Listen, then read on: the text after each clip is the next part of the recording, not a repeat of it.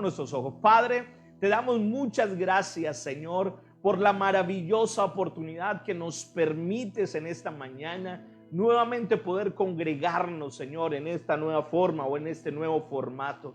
Gracias y pedimos, Señor, que allí donde se encuentra cada una de las personas, tu Santo Espíritu, Señor, esté trayendo convencimiento de pecado, de justicia y de juicio, y que esta palabra nos edifique y abre nuestro entendimiento y sea de bendición para cada uno de nosotros.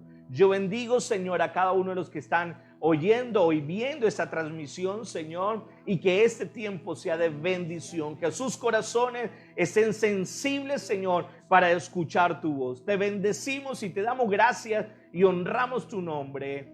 Amén, amén y amén. Así que muchas gracias nuevamente por estar conectados con nosotros. Hace un tiempo, bueno, yo digo que durante este tiempo, en todo lo que ha venido pasando, en todo lo que ha ido ocurriendo, nos hemos nosotros preguntado muchas cosas. Yo creo que nuestra fe se ha venido cuestionando por todo lo que ha pasado con el tema de la pandemia, con el tema del virus, pero adicional a eso otros problemas se van agregando, como lo es la crisis económica, como lo es precisamente no estar trabajando, laborando, algunos se sienten inactivos.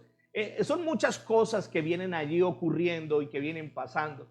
Y una de las cosas que he tratado de hacer en estas últimas semanas, en las predicaciones, los domingos, tratando temas como, por ejemplo, creo que recuerdo el primer domingo que entramos en cuarentena, el tema que tratamos fue: ¿hay alguna causa perdida para Dios? Ese fue el tema de la predicación que dimos. Y la de hace 8 días, que habla acerca de la esperanza en la muerte. Si usted no la ha visto, en YouTube está, o también aquí en nuestra página también está. Y también hemos hablado durante los tiempos de oración que tenemos de lunes a viernes, de 5 a 6 de la mañana, como les digo, que llevamos 2 semanas.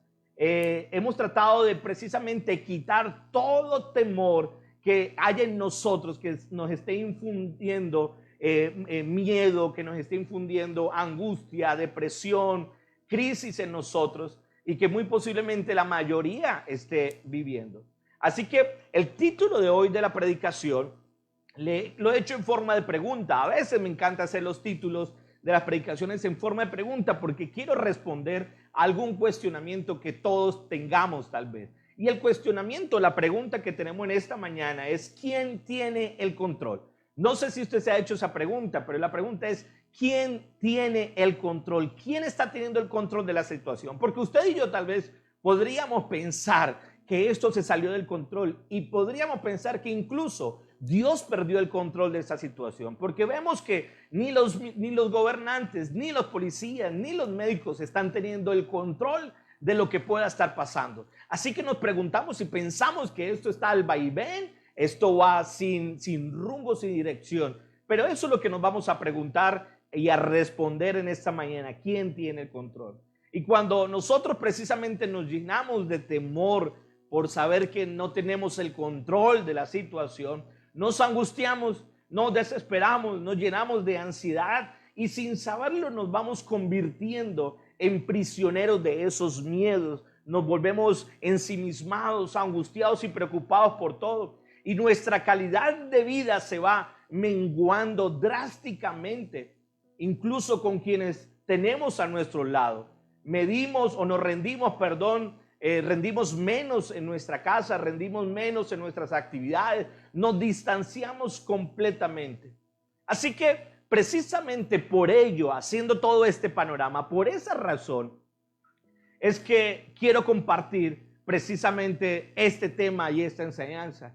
Y eso me recuerda unas palabras de Jesús que están en el libro de Juan, capítulo 16, versículo 33. Juan 16, 33, en la que Jesús nos dice que deberíamos tener paz. Juan 16, 33, lo voy a leer en la Nueva Traducción Viviente. Nos dice: les he dicho todo lo anterior para que en mí tengan paz. Aquí en el mundo tendrán muchas pruebas y tristezas, pero anímense porque yo he vencido al mundo, dice el Señor. Es maravillosa esas palabras de Jesús, que nos advierte que en el mundo tendremos aflicciones, pero que también nos da la garantía y nos anima a que saber de que Él ya venció cada una de estas aflicciones. Por ende, deberíamos conectarnos con Él y precisamente confiar plenamente en la obra que Él ya hizo en cada uno de nosotros y para nosotros. Jesús nos decía estas palabras precisamente para que nosotros no fuéramos prisioneros del miedo. Nos dijo estas palabras para que viviéramos en libertad. Nos dijo estas palabras aún sabiendo que Él ya había vencido al mundo y solamente deberíamos confiar en Él. Por esa razón, hoy quiero, y bajo la dirección del Espíritu Santo, compartirles este tema que creo nos va a ayudar a tener esa libertad y saber sobre todo a quién debemos colocar nuestra confianza y a quién deberíamos nosotros temer. Esta historia que les voy a compartir el día de hoy, hace tal vez en uno de los devocionales que tuvimos esta semana, si no estoy mal, la compartimos y fue a modo de reflexión, pero hoy la he querido estructurar un poco más y dar respuesta a ello. Y en esta historia que les voy a compartir, el personaje principal obviamente es Jesús. En el contexto, y les voy a mencionar cuál es el contexto en el que está Jesús, en el que se encuentra es un momento muy doloroso. Jesús se encuentra en un momento crítico en su vida, si no, yo creo que es el más crítico que tuvo en su vida. Un momento de sufrimiento, un momento de presión, y él ya había sido arrestado y presentado ante Pilato. Y Pilato lo había mandado a castigar con látigos de punta de plomo y eso rasgaba su piel y fue doloroso. Pilato pensaba que con ese castigo ya iba a saciar la sed de venganza de los sacerdotes y de aquellos que lo condenaban a Jesús por decir que era el Hijo de Dios. Pero Jesús, allí en esta situación de dolor, ese castigo de los látigos no fue suficiente. Le colocaron una corona de espinas, le colocaron un manto de púrpura, lo abofeteaban y se burlaban de él. Fue un momento crítico. Y cuando le piden a Pilato que lo crucifiquen, y lo crucifiquen bajo la ley de los judíos, que decían que por él decir que era hijo de Dios, ya había pecado o estaba precisamente pecando. Y Pilato, dice la Biblia, que se llena de miedo en ese momento y lleva a Jesús a su residencia oficial, la de Pilato, o al pretorio, como algunas otras traducciones lo dicen. Y allí en la oficina de Pilato ocurre esta conversación, que es la conversación que vamos a analizar. Esta es la historia que vamos a mencionar hoy, en la que vamos a sacar muchas cosas que nos enseña allí la palabra. Así que yo les animo que vean allí en el libro de Juan, capítulo 19, versículo 9 al versículo 11. Yo lo voy a estar leyendo en la Nueva Traducción Viviente, Juan 19 del 9 al 11.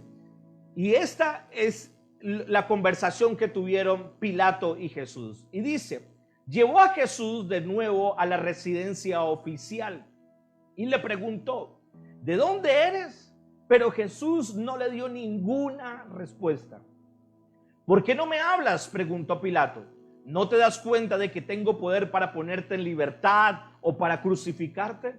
Entonces Jesús le dijo: no tendrías ningún poder sobre mí. Mire lo que le dijo: no tendrías ningún poder, esa palabra es clave. No tendría ningún poder sobre mí si no te lo hubieran dado desde lo alto. Así que el que me entregó en tus manos es el que tiene el mayor pecado. Y creo que esta es una situación en la que Jesús, al parecer, se encontraba entre la espada y la pared. Porque Jesús podría defenderse allí en esa situación y lograr que Pilato lo dejara libre, ¿no? Es lo que yo creo. Pero si no lo hacía y si Jesús no se defendía de esta situación que estaba allí pasando, pues Pilato también lo podría condenar a muerte. Lo podría condenar, porque dejemos algo en claro aquí precisamente en esta historia. Y es que Pilato no mentía en decir que él tenía el poder de hacerlo, porque tenía el poder de hacerlo. Porque sí que tenía ese poder y tenía mucho el poder. Pilato tenía el poder de dejarlo libre, o tenía el poder de condenarlo a muerte o crucificarlo. Así que Pilato tenía ese poder. Y no sé si algunos se encuentran en una situación similar en este momento. No sé si de pronto tal vez usted tiene a alguien o algo que tiene el poder de hacerle daño o muy posiblemente el poder de dejarlo libre a usted. Y creo que todos hemos pasado por eso, por situaciones en las que nos vemos confrontados en algo o en alguien que tiene el poder de posiblemente causarnos daño a nosotros.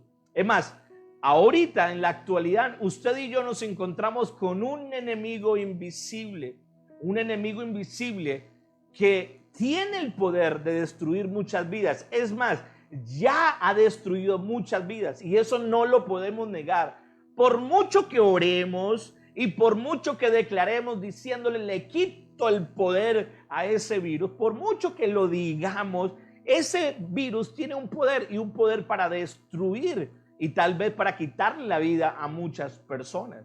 Pero tal vez usted muy posiblemente tal vez no tenga un virus, tal vez haya otro tipo de situación que tenga el poder de destruirlo. Tal vez sea un momento de crisis económica o un problema familiar que usted dice, eso tiene el poder tal vez de destruirme. Entonces yo creo que eso es lo que precisamente lo que intimida a muchas personas y es saber que nuestros enemigos tal vez tengan cierto poder para causar daño. Y eso es lo que a muchos les aterra, eso es lo que a muchos lo llena en la actualidad de temor, de preocupaciones, de angustia y etcétera, etcétera, etcétera. Saber que no tienen el control de su vida y que hay un adversario que tiene el poder en contra nuestra. Y eso nos pasa a todos. Algunos, como les digo, tienen una situación económica que tiene el poder de destruirlos. Algunos eso es lo que les preocupa, les angustia. A otros tendrán otras situaciones que los estén abrumando. Pero yo quiero hacerle una pregunta. Y esta pregunta es clave en esta situación con respecto a lo que estamos leyendo. Es ¿por qué a Jesús no le intimidó el poder que tenía Pilato para condenarlo a muerte o para dejarlo libre? Jesús no se intimidó para nada con respecto al poder que el mismo Pilato había declarado que él tenía para causarle daño a Jesús. Y esto es lo clave, porque si analizamos muy bien, nos vamos a dar cuenta, usted y yo, que podríamos hacer lo mismo nosotros para que precisamente nada aquí en esta tierra, y ni siquiera un virus, y ni siquiera una situación o alguien, aunque tenga el poder de causar daño, no nos intimide y no nos cause daño y no nos llene de temor, no nos llene de preocupación, sino que por el contrario estemos cada vez más confiados y estemos más tranquilos. Así que este poder de Pilato de destruir, de crucificar y de matar no intimidó para nada a Jesús, porque en las palabras de Jesús nos revela que la autoridad o el poder de Pilato, ojo con esto, estaba subordinada a la autoridad que tenía sobre Pilato. O sea, que el poder que tenía Pilato para causarle daño a Jesús, ese poder estaba subordinado a quien en realidad tenía el poder, y quien tenía el poder era Jesús. Les recuerdo lo que Jesús dijo allí en ese texto y dice: no tendrías ningún poder, le dijo Jesús a Pilato, no tendrías ningún poder sobre mí si no te lo hubieran dado desde lo alto. Jesús sabía que aunque Pilato tenía el poder de causar daño, en realidad quien estaba al control de la situación era quien estaba en lo alto, era su Padre, era nuestro Dios quien en realidad tenía el control y quien le había dado el control a Pilato, o le había dado el poder, mejor, no el control, sino el poder a Pilato. Dios le había dado un poder a Pilato de bendición o edificación, aunque Pilato creía que lo estaba haciendo para destrucción. Y usted y yo vemos que aunque Pilato llevó y utilizó su poder para matar a Jesús, Dios utilizó todo eso, la muerte de Jesús, para venir a salvarnos a usted y a mí y perdonarnos de todo pecado. Lo utilizó para bien al final. Y por eso Jesús decía: no tengo temor del poder que tienen nuestros enemigos para hacerme daño. Yo tengo temor de Dios, que en realidad es el que está al mando y al control de la situación. Y eso es lo interesante. Eso fue lo que lo llevó a Jesús no intimidarse frente al poder de Pilato. Así que Jesús obtiene su consuelo en ese momento, no porque la voluntad de Pilato no tenga el poder, porque la voluntad de Pilato tenía poder para causar daño, sino que Jesús tiene consuelo porque la voluntad de Pilato era una voluntad guiada exclusivamente por Dios. Dios era el que estaba tomando el control. Aunque Pilato creía y quería utilizar ese poder para causar daño, pero Dios estaba utilizando ese poder para un propósito mayor, incluso para una redención a toda la humanidad, a usted y a mí. Así que no es porque Jesús no esté en las manos de Pilato, sino porque Pilato está en las manos del Padre, está en las manos de Dios. Pilato estaba en las manos de Dios. Eso es lo que nos debe llevar a usted y a mí a estar tranquilos, que el consuelo para nosotros en estos momentos difíciles, no debe venir, y ojo con esto, el consuelo, la tranquilidad, la confianza en estos momentos no debe venir en que esa persona o esa situación o ese virus o esa enfermedad no tenga el poder para hacernos daño, porque muy posiblemente tenga daño. El consuelo en realidad debería venir en que esa persona, esa situación, ese virus o esa enfermedad está bajo el gobierno soberano de nuestro Dios, de nuestro Padre, de nuestro Señor. El poder está en Dios y esa debe ser nuestra confianza. Él es el que está al mando y Dios es el que está utilizando. Y aunque usted y yo pensemos que ese poder está siendo para destruirnos, en realidad Dios está utilizando ese poder para traer unos propósitos buenos, agradables para nosotros y sea de edificación para nuestra vida. Así que Dios es el que tiene el control. Y algunos pensarán que como está la situación ahorita, pareciera que en realidad Dios perdió el control. No, pero mire tantos muertos, tanta gente infectándose, pero mire que esto se salió de control. Ni los gobiernos ni el médico están teniendo control de la situación. Eso significa que entonces ya Dios perdió el control. Y eso es lo que tal vez algunos han llegado a la conclusión en la actualidad. Pero yo quiero hacerles en realidad una pregunta.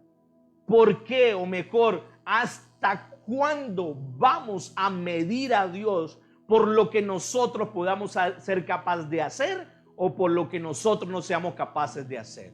Entonces, si todo marcha bien en nuestra vida, Dios está al control porque tenemos el control, pero cuando usted y yo perdemos el control, creemos que Dios también perdió el control. Ese es un error garrafal. Aunque usted y yo no tengamos el control de la situación, aunque los gobernantes, los médicos, nadie tenga el control de esa situación, eso no significa que Dios haya perdido el control. Él sigue teniendo el control de la situación.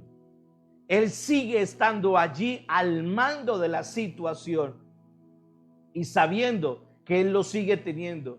Y nada pasará, ojo con esto, nada pasará si Él no ha otorgado el poder de hacerlo. Nada ocurrirá en su vida si no ha sido precisamente dentro del plan y del propósito de Dios. Pero Dios me quiere causar daño, no. La Biblia dice que Él tiene pensamientos de bien, que su voluntad es agradable y perfecta. Pero el hecho que haya momentos de dolor y de sufrimiento no significa que Dios perdió el control de la situación.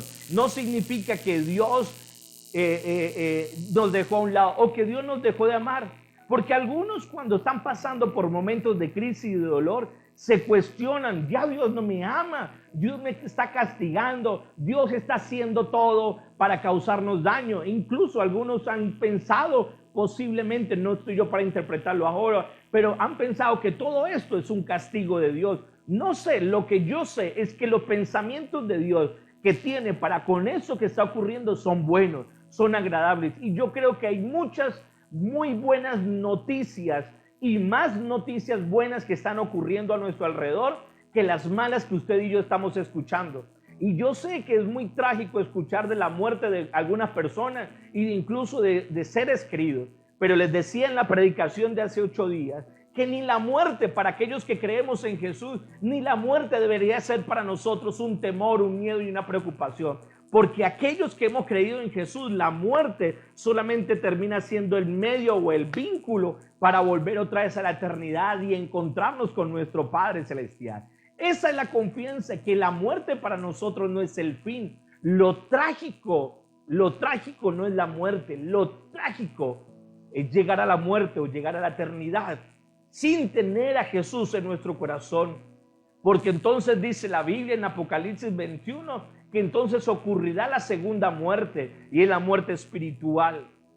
Pero aquellos que hemos creído tenemos acceso inmediatamente a encontrarnos en el reino de Dios, encontrarnos cara a cara con Él. Y por eso Pablo decía, para mí es mejor el morir que incluso seguir viviendo, no porque quisiera morirse, sino porque sabía que la muerte era mejor, sabiendo que él podía encontrarse después de la muerte, encontrarse con Jesús. Así que déjeme decirle que aunque estén habiendo momentos difíciles en su vida, aunque hayan momentos críticos, eso no pone en cuestión el amor de Dios.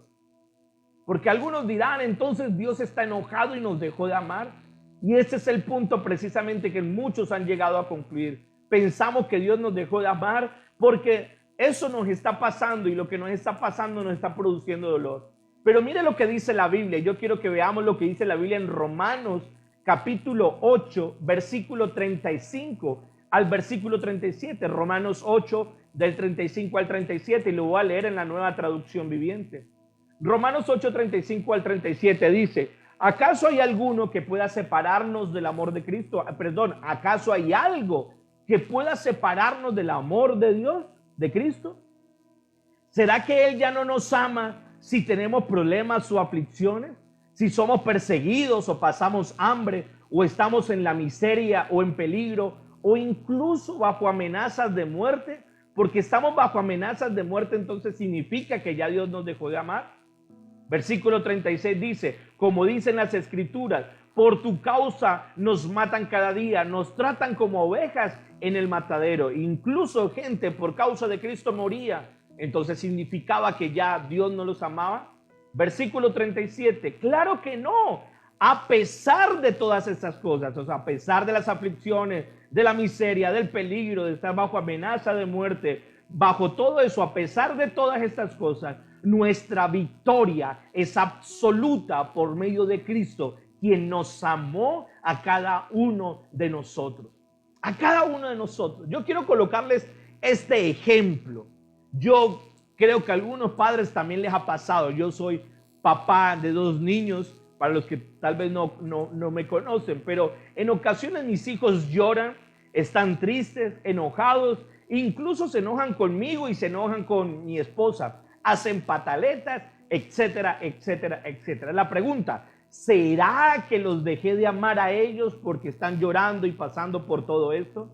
En muchas ocasiones yo tendré como padre que dejarlos llorar, tendré que dejarlos que pasen el enojo, tendré que dejarlos que pasen sus pataletas, pero para nada eso pone en duda mi amor por ellos.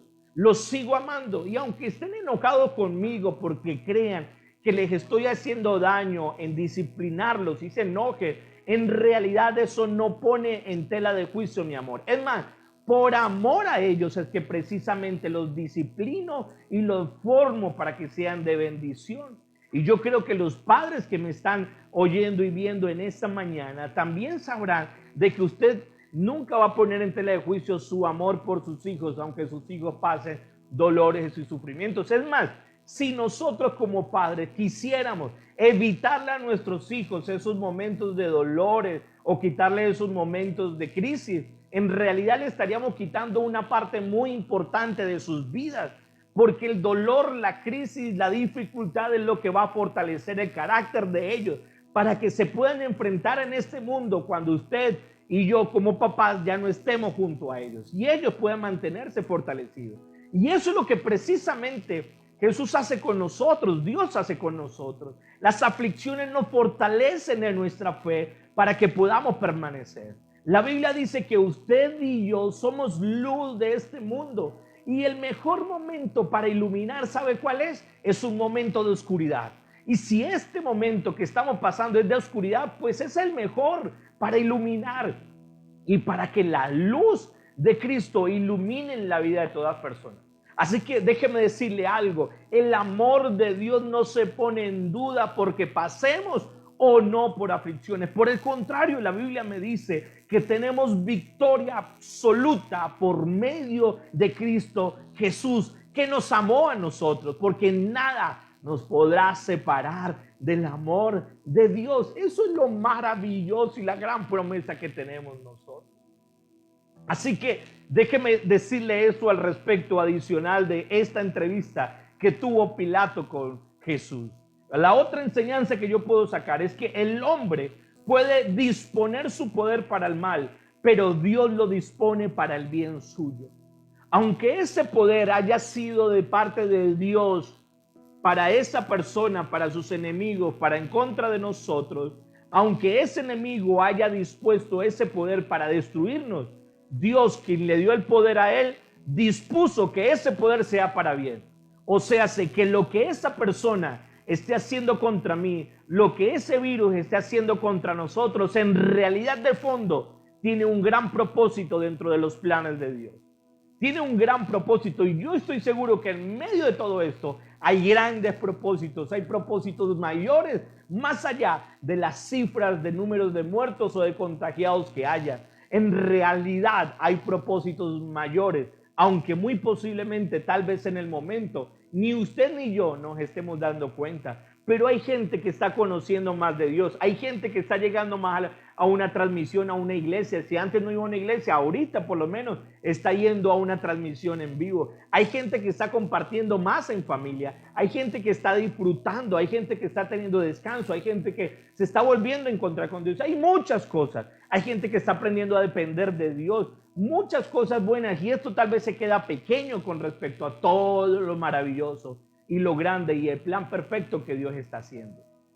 Incluso hasta el medio ambiente se está beneficiando por toda esta situación. Así que hay propósitos buenos. Claro, también hay noticias malas. No quiero ocultar ni negar la realidad, sino que quiero decirle que la realidad, lo que nuestros ojos ven ahora, no nos pone en cuestión acerca del amor de Dios y también nos debe dar la seguridad que Dios tiene el control y Él dispuso todo para un propósito bueno, aunque nosotros pensemos que nuestros enemigos quieran hacernos daño a nosotros.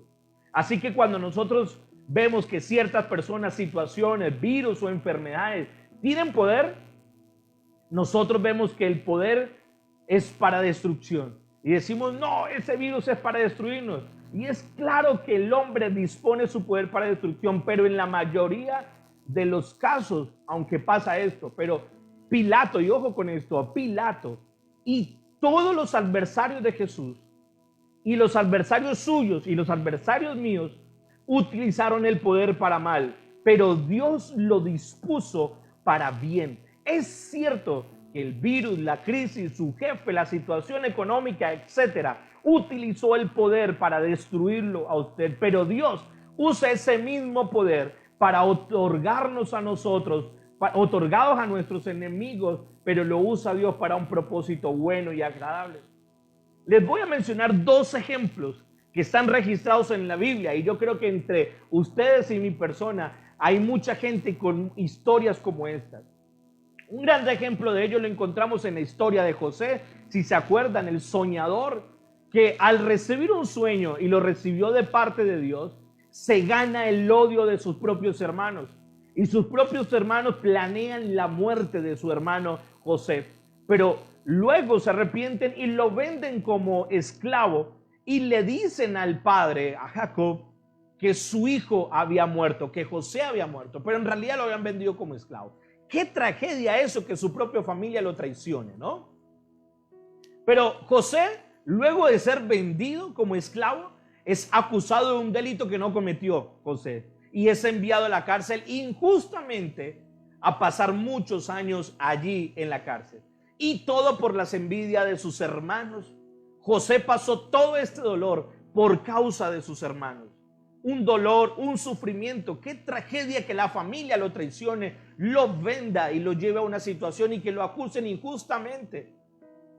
Pero José, luego de haber sido vendido como esclavo y de haber sido acusado y haber estado allí en la cárcel, gracias a que José en algún momento interpreta el sueño del faraón, quien gobernaba todo Egipto allí, y este hombre decide colocar a José como segundo al mando para que administre Egipto y así pueda administrar todo el tema de la comida, y se convirtió el segundo al mando allí en Egipto.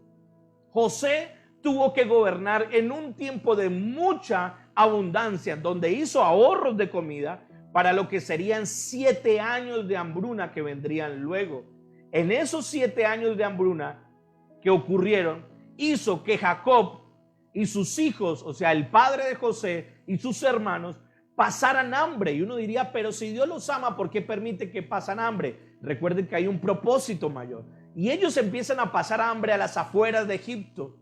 Y esa hambruna que les llegó a Jacob y a sus hijos, o sea, al padre y a los hermanos de José, los obligó a ir a Egipto a comprar y a buscar comida.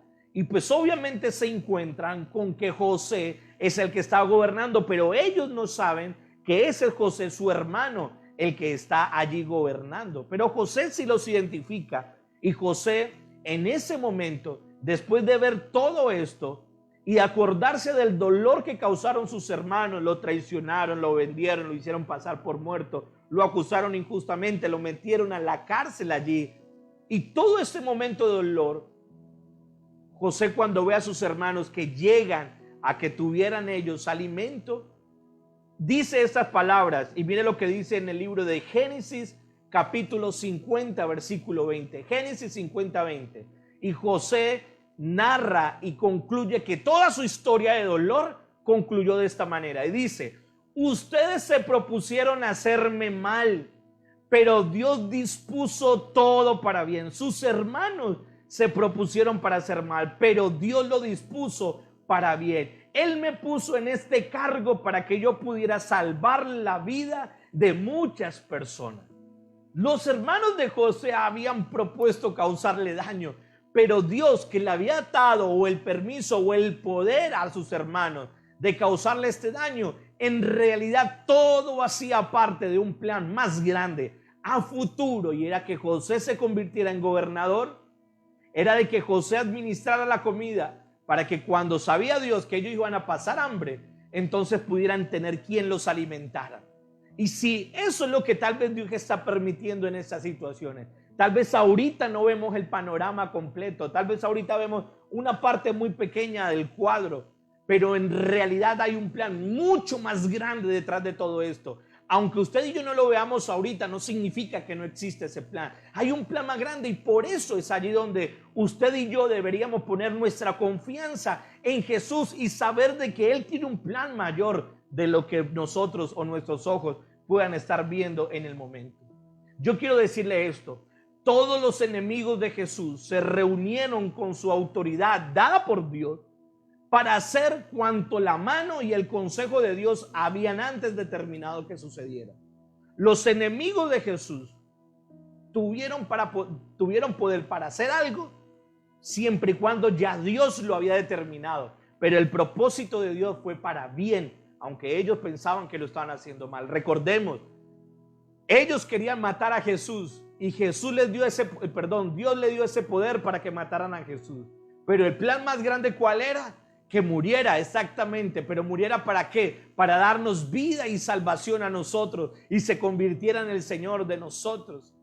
Así que el hombre puede estar dispuesto a causarle mucho daño a usted. Puede ser que el hombre esté teniendo o queriendo tener el poder para venir en contra suya, pero confíe en que hay un plan mayor, en aquel que tiene verdaderamente el control de la situación. Aunque haya un virus que tiene el poder para venir a causar daño, usted y yo deberíamos confiar en quien tiene verdaderamente el control de la situación, que dispuso todo para un bien, para un propósito. Y aunque nuestros ojos no lo vean en el momento, no significa que ese plan no exista en nosotros.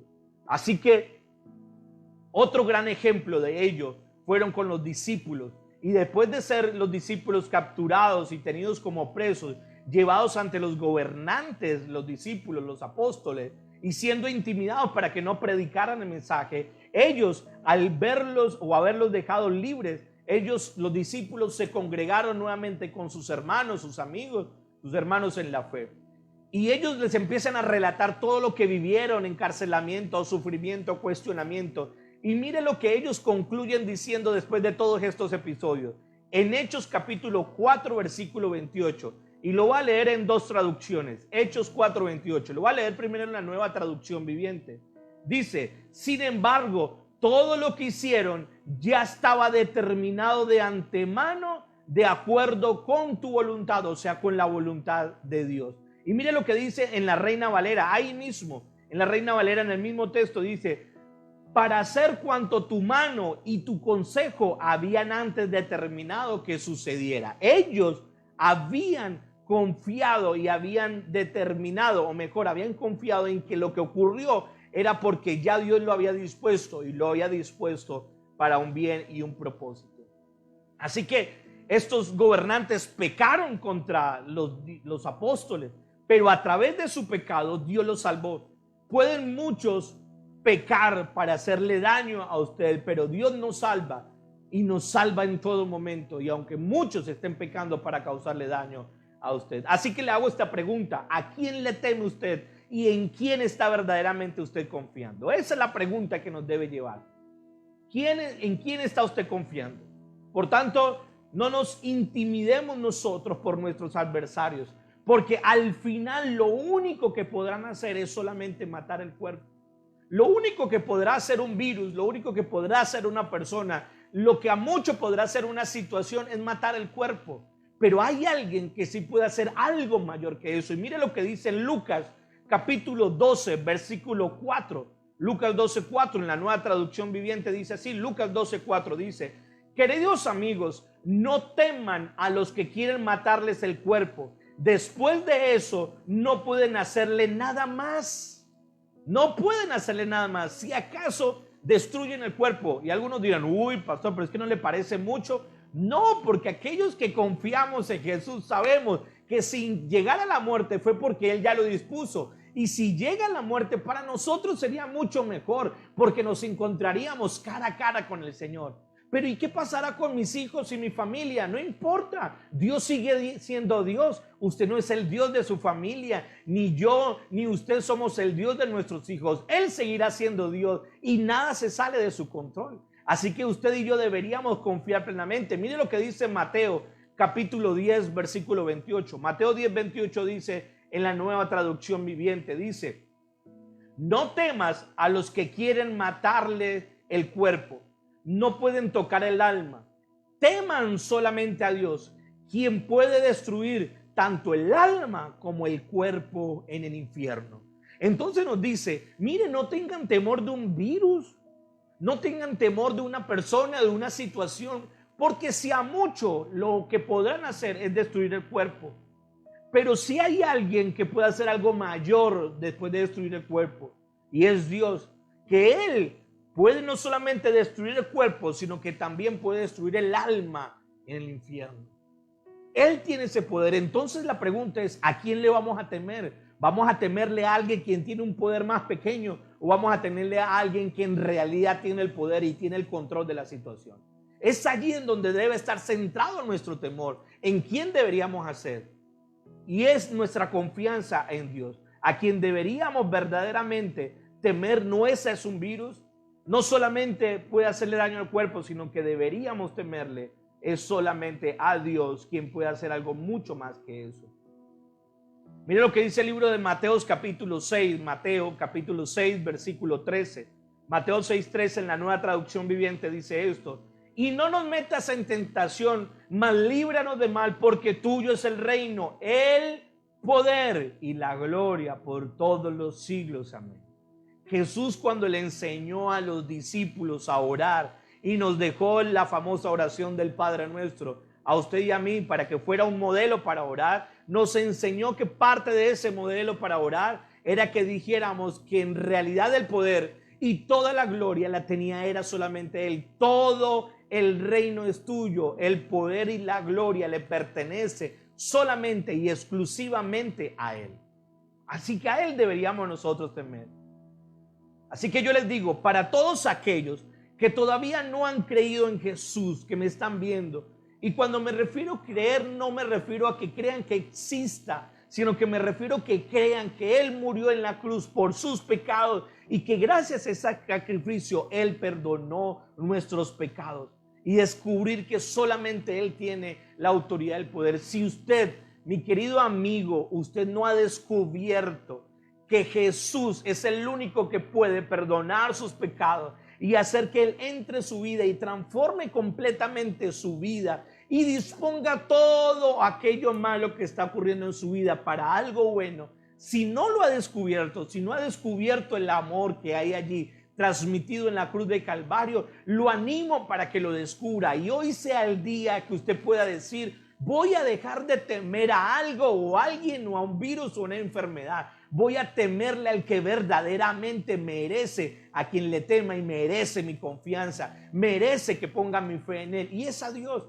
Y si usted no lo ha hecho, yo le animo que hoy pueda decirle al Señor: Señor, yo quiero que hoy perdones mis pecados y te reconozco como mi Salvador, Jesús, y te pido que entres a mi vida, me transformes y me hagas una persona nueva, y sobre todo me selles con tu Santo Espíritu. Quiero conocerte mucho más. Haga esta oración y de esta manera estoy seguro que Jesús empezará a entrar. No le voy a decir que todo cambiará, pero estoy seguro que con Jesús en nuestra vida las cosas empezarán a ser diferentes. No le estoy diciendo que no va a haber más sufrimiento, le estoy diciendo que a pesar del sufrimiento va a haber propósitos buenos y va a estar inmerso dentro de un plan mayor y mucho más grande. Pero para aquellos que hemos reconocido a Jesús como nuestro Salvador y el Señor de nuestra vida, deberíamos tener la plena confianza que su amor nos da seguridad a nosotros y que todo Dios lo dispone para bien y todo obra para bien. Usted que está y cree en Jesús,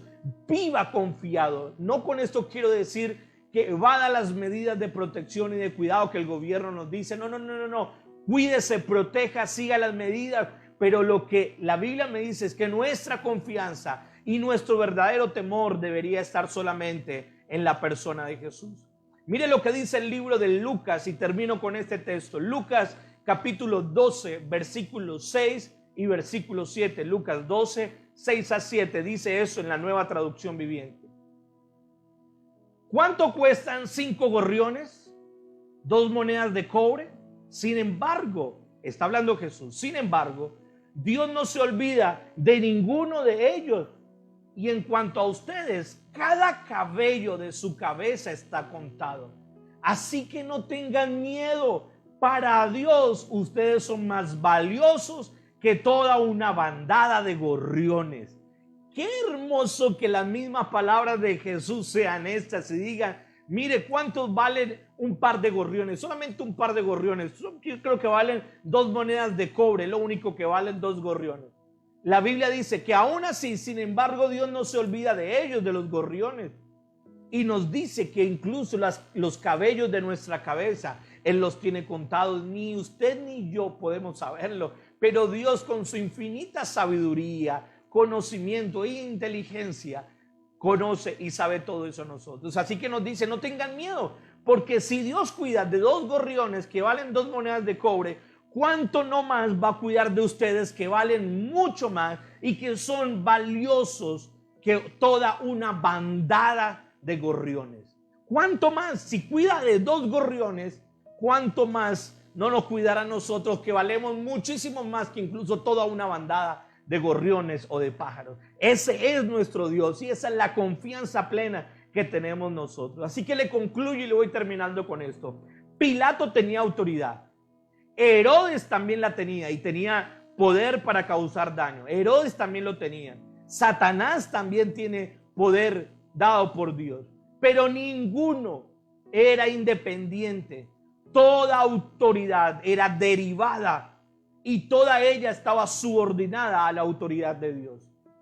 aunque Pilato tenía autoridad para causar daño y Herodes tenía autoridad para causar daño y Satanás tenga autoridad para causar daño, toda esa autoridad está subordinada a la autoridad de Dios, quien dispuso que todo lo que ellos hagan sea para nuestro propósito y nuestro bien, aunque en el momento nos cause dolor y sufrimiento, pero hacemos parte de un plan más grande. Así que yo le animo que no tema. Usted es precioso para su Padre soberano, para Dios, mucho más precioso que un par de pajarillos o una manada de pajarillos, y Él no se olvida de usted. Podemos estar seguros en quien está verdaderamente nuestro temor, porque Él no permitirá que nada se salga de control. Su amor nos da seguridad. Quede con esto: ¿quién nos separará del amor de Dios? Nada nos separará, ni las tribulaciones, ni las aflicciones, nada nos separará del amor de Dios.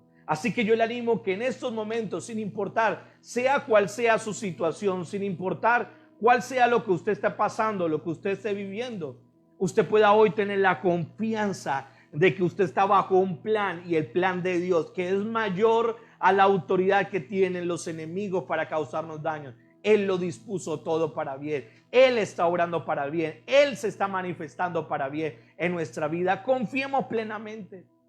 Así que yo le invito que oremos, iglesia. Y me encantaría poder dirigir a aquellas personas que hoy quisieran entregar su vida plenamente a Jesús y decir: ya no quiero tener más este temor, ya no quiero tener más angustia. Quiero que haya la paz, como dijo Jesús. En mí yo quiero que tengan paz. Y aunque tendrán aflicciones en este mundo, confíen, porque yo las he vencido a todas. Así que yo les animo que usted cierre sus ojos. Si usted quiere hacer que Jesús entre a su vida y transforme todo su ser y sea el Señor de su vida, haga esta oración conmigo. Dígale: Señor Jesús, hoy yo reconozco que tú eres mi Salvador, eres mi Señor, y te pido perdón por mis pecados, por mis faltas, por mis errores.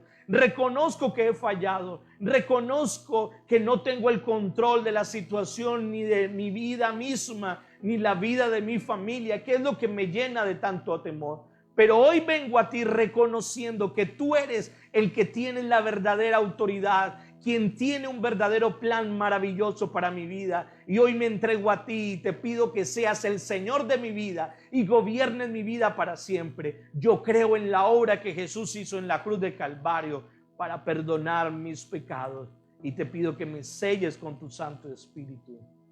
Amén. Ahora yo quiero que todos en familia juntos oremos. Aquellos que han conocido del Señor y aquellos que se vienen, ya están firmes en su caminar. Oremos todos juntos. Padre, yo quiero darte muchas gracias por todos aquellos que se han conectado con nosotros, y que en este momento, Señor, nos podemos unir en una fe y en un mismo propósito, y estar confiados, Señor, que aunque podamos ver que la situación parezca salir de control, tú estás al control, Señor. Y aunque pareciera que esto tuviera el poder para causarnos daño, sabemos, Señor, que el poder proviene de ti, y tú lo dispusiste para planes mejores y más grandes para nosotros. Así que ni la muerte misma nos deberá llevar a dudar de ti, Señor, porque confiamos incluso que la muerte será el mecanismo para conectarnos al diseño original contigo. Gracias te doy, y yo te doy gracias por todos mis hermanos,